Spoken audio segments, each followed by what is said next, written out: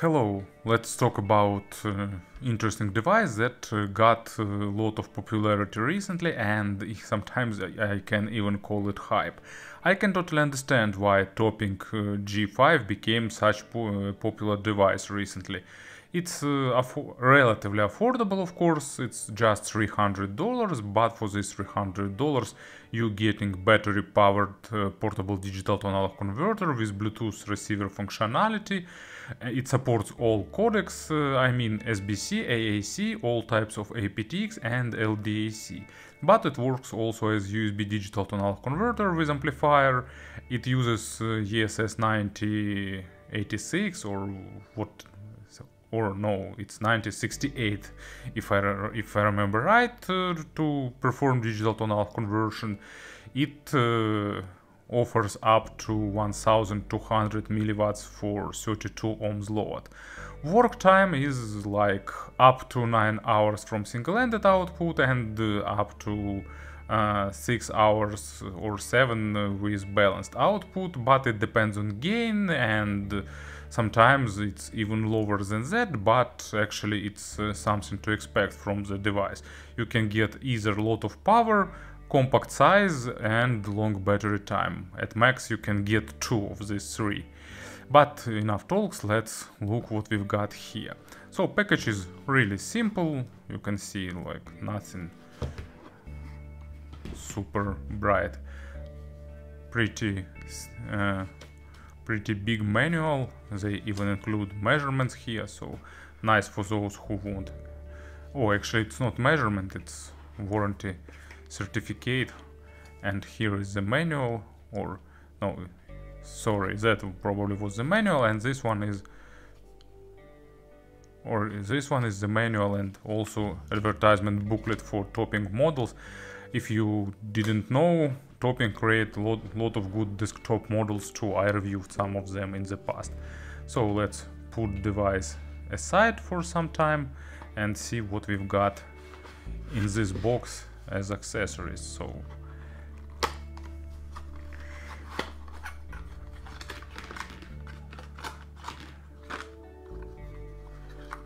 it's kind of classical and reminds me past. You're getting this silicone spacer to connect it to your smartphone, and actually you can see this leather-like back panel, so it definitely reminds some device from the past. So you put it here and then you strap your smartphone using these 2 rubber rings. Actually it would be really hard because rubber rings are really tight, and you're getting this audiophiliac sandwich.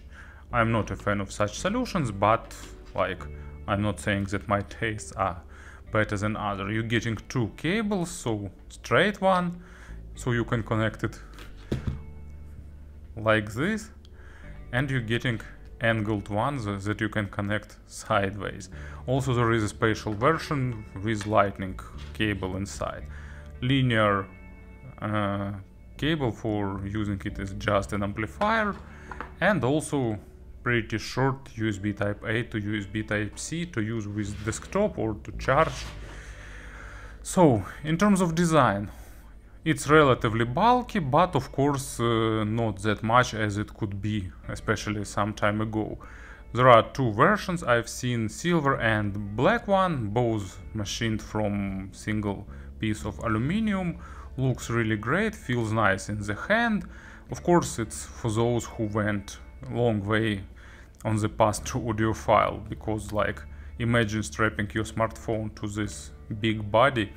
Not everyone will be agree for that, but from another hand a lot of people will happily do that and receive good sound quality and tons of power. On the rear side we're getting 2 separate USB Type-C ports, one for charge and other for data transfer, and it's a good idea because you always can control what you're doing, charging or not. And here is 3 input selector, auxiliary for line in, USB to use a digital to analog converter, and Bluetooth if you'd like.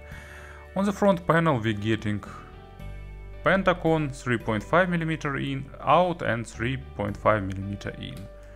Traditionally we rotate it, and like I really like this design idea. Maybe it's not visible under studio light, but here you're getting opening that shows you part of PCB inside. As usual, it's digital to analog converter. And also you're getting LED indicators, so they are inside under the glass, but they are visible. One power indicator, and second one is probably indicator that it waits for USB connection. For the line in, it doesn't wait for anything. So, you know, really good, solidly built, really straightforward device. So I have zero questions about outlook, design, controls or something like that. It's really solidly built.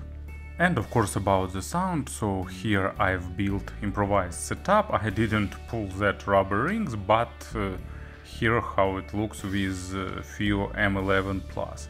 So pretty big and bulky sandwich, but still smaller than some of the players.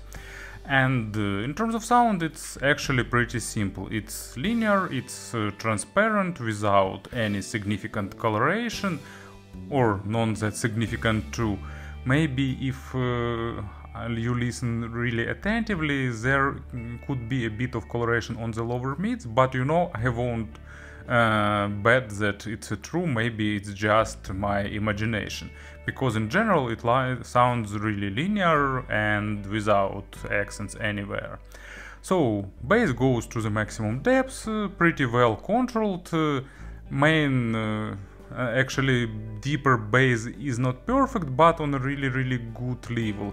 But starting from the mid bass, everything is close to perfection.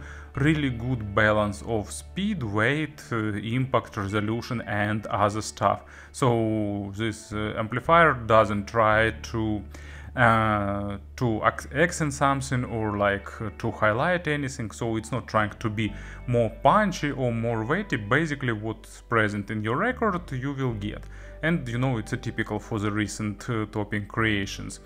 And it's a pretty enjoyable experience, and of course low frequencies are absolutely universal, of course unless you want some weight or any other coloration, but I'm still a fan of the approach, like get most natural source, and if you need some coloring, get some coloration with headphones or earphones. So subjectively sorry, usually I pronounce this word without efforts.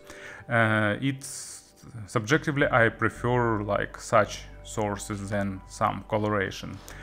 And example for the low frequencies would be a bit unusual, so it's not a track with some highlighted or really noticeable low frequencies, but actually it's Led Zeppelin trampled underfoot, and you know, it's fun that you not noticing bass as a separate instrument, but unless you focus, of course, but it builds it plays a huge role in the building the foundation of the tune, and without it it will be too shouty, too lifeless. So, and in this case actually it happens with some sources because they making bass less prominent, or they trying to add some coloration, and it loses track loses its foundation and it loses its perfect balance. But not in case of topping G5. Here bass is presented with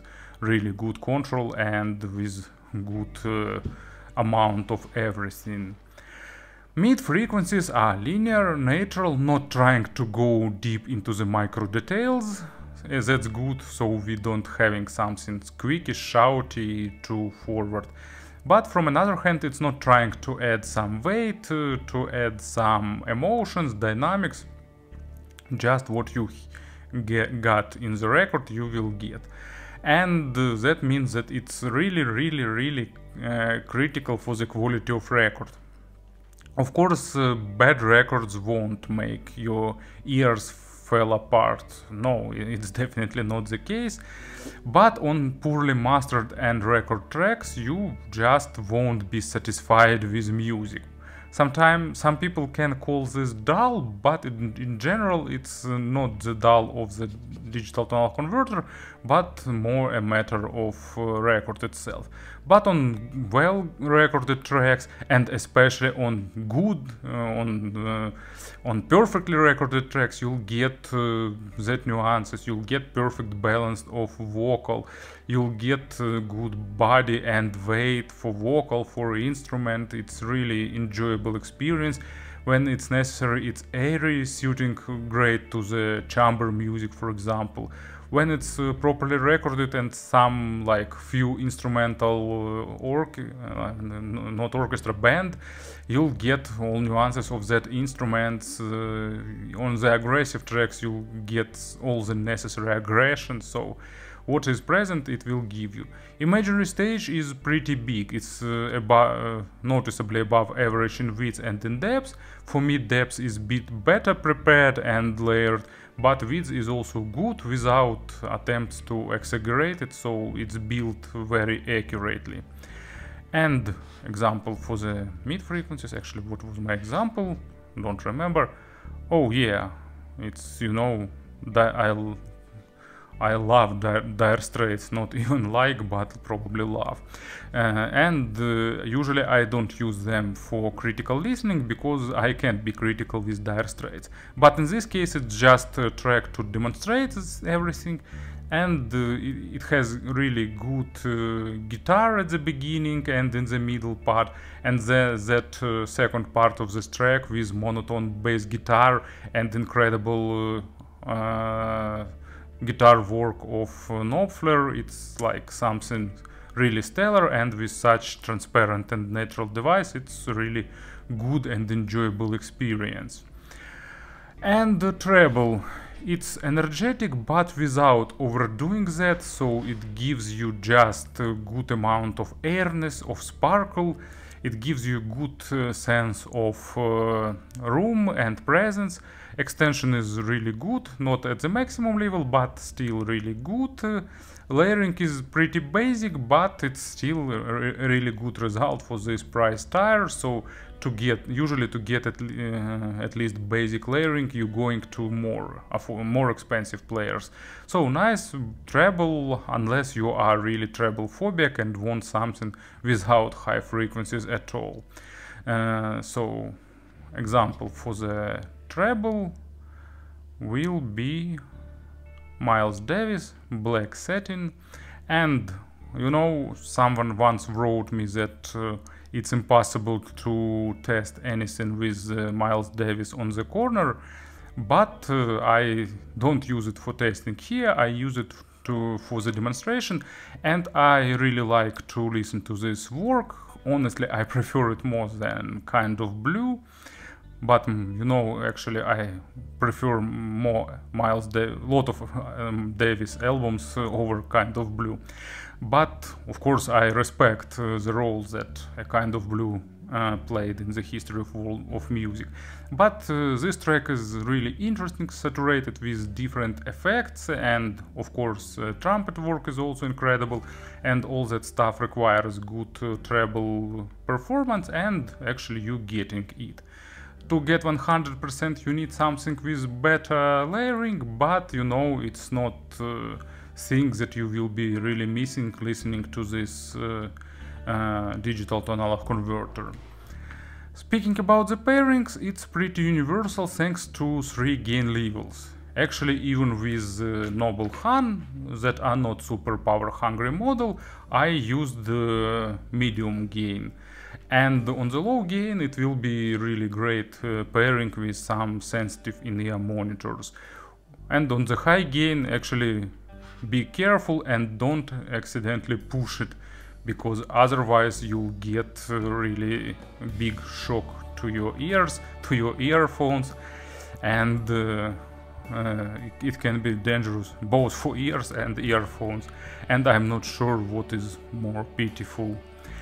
And speaking about the compressions, actually not that much models I can recall now, because for example for example, FIOS Q7, still a better option. It has better dynamics, it has better treble layering, but it's not surprising because it's a device of a higher segment.